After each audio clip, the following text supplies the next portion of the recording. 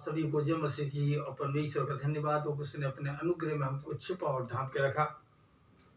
और क्योंकि हम जाने अनजाने में बहुत सी गलतियां करते हैं, अनजाने में भी हमसे बहुत गलतियां होती हैं और जानबूझकर भी हम जब गलती करते हैं और जानने के बाद भी यदि हम गलती करते हैं, उसके उपरांत यदि हम परमेश्वर से या अपने आप से इस बात की इच्छा नहीं करते कि हमको क्या कहना है और कैसे हमको अपनी गलतियों का एहसास करना है, हमें क्या परमेश्वर से कहना है कि प्रभु तू हमारी गलतियों को तू क्षमा कर दे।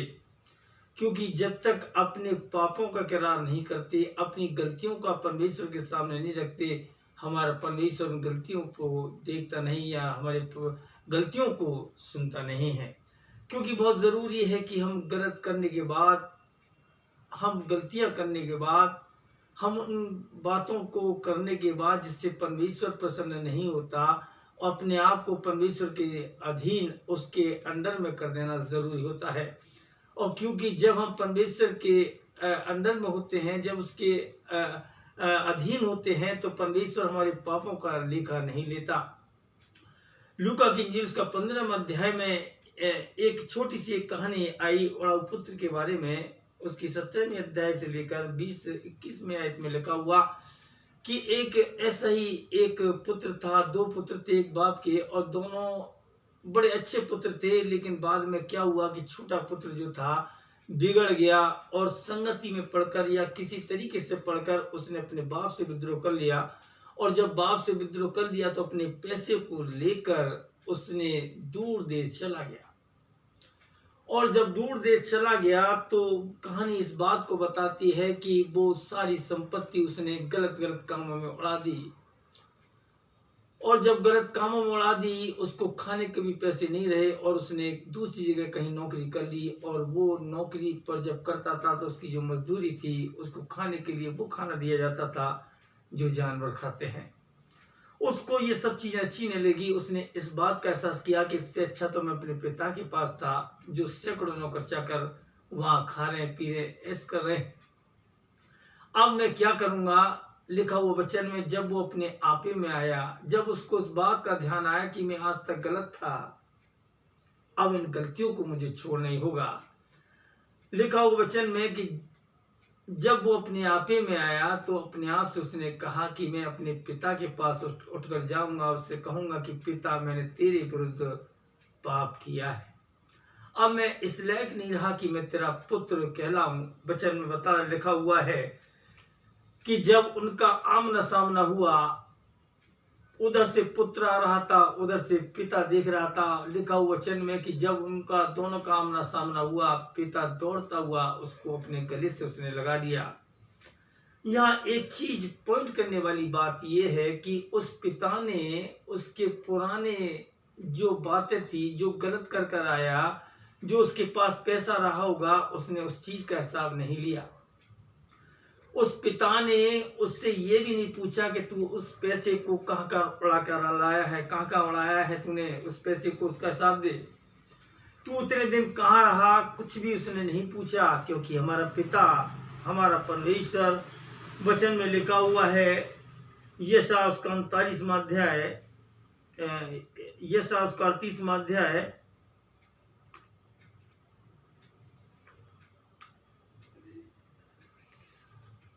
और उसकी 17वीं आयत में लिखा हुआ, क्योंकि मेरे सब पापों को तूने अपनी पीठ के पीछे फेंक दिया है। प्रभु ने जिसकी हम प्रार्थना, जिसके लिए हम प्रार्थना करते हैं, उस परमेश्वर ने मेरे पापों का लेखा नहीं लिया। उस पिता ने, जो शारीरिक पिता था, अपने पुत्र के पापों का लेखा नहीं लिया। बल्कि वचन में लिखा हुआ कि जब उसने ये देख लिया कि उसका पुत्र आ रहा है, उसने दूर से खड़े होकर उसको दौड़कर उसको अपने गले से लगाया, बहुत चूमा। बच्चे को डाउट होगा, लड़के को डाउट होगा कि मेरा पिता मुझे एक्सेप्ट करेगा या नहीं, मुझे कबूल करेगा या नहीं, मुझे अपने घर में रखेगा या नहीं। लेकिन पिता का दिल ऐसा नहीं था। पिता चाहता था कि उसका पुत्र उसके पास रहे। और उसने अपने नौकर चाकरों से कहा कि जाओ उसके लिए भोज का तैयारी करो। और भोज, बहुत बड़ा भोज तैयार किया गया। क्योंकि जिसकी हम आराधना और जिसकी स्तुति करते हैं, वो परमेश्वर हमारे पापों का लेखा नहीं लेता, क्योंकि यदि वो लेखा लेना शुरू कर दे तो कोई भी इंसान उसके घर में, उसके जीवन में कभी ठहर नहीं सकता।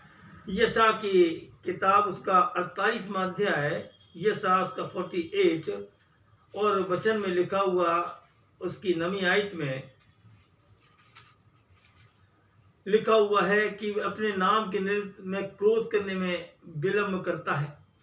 अपने नाम के निमित्त वो क्रोध करने में देरी करता है और अपनी महिमा के निमित्त अपने आप को रोके रखता है, ऐसा ना हो कि मैं तुझे काट डालूं।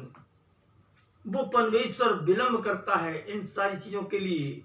उस आत्मिक पिता ने अपने उड़ाऊ पुत्र से कोई अकाउंटेबिलिटी नहीं मांगी, उसने हिसाब नहीं मांगा, उसने समय नहीं मांगा कि तूने इतने दिन कहाँ रहा, क्या किया, क्या नहीं किया, कहाँ पैसा उड़ा दिया, बल्कि अपोजिट था। पर उसका पिता बिल्कुल उसके सोचने से बाहर था। जैसा उसने सोचा उससे ज्यादा कहीं वो अलग निकला, यूनिक निकला। ऐसे ही हमारा परमेश्वर है, वो यूनिक परमेश्वर है, वो अद्भुत परमेश्वर, सर्वशक्तिमान पिता है। जब हम अब गलतियां करते हैं तो उस गलतियों को एहसास परमेश्वर के सामने कराएं कि पिता मैं गलत हूं। उसने भी इस गलती को परमेश्वर अपने पिता के सामने माना कि मैं अपने पिता के पास जाऊंगा और उससे कहूंगा कि पिता मैंने तेरी दृष्टि में पाप किया है, अब मैं इस योग्य नहीं रहा कि मैं तेरा पुत्र कहलाऊं। और हमारा आत्मिक पिता जो संसार को चलाने वाला पिता है, हमको प्यार करता है, हमसे हमारे पुरानी गलतियों का हिसाब नहीं मांगता कि हमने क्या क्या गलती की है, बल्कि पिता ये चाहता है कि उन गलतियों को हम छोड़ दें और प्रभु की नजदीकी में आ जाए।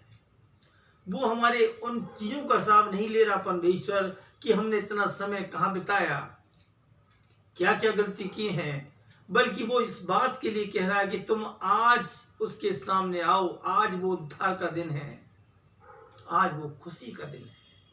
प्रभु अपने नजदीक में अपने बच्चों को रखना चाहता है, अपने करीब में अपने बच्चों को रखना चाहता है, ताकि प्रभु के संग मैं और आप खुशियां मना सकें। प्रभु आप सबके साथ हो। आमीन।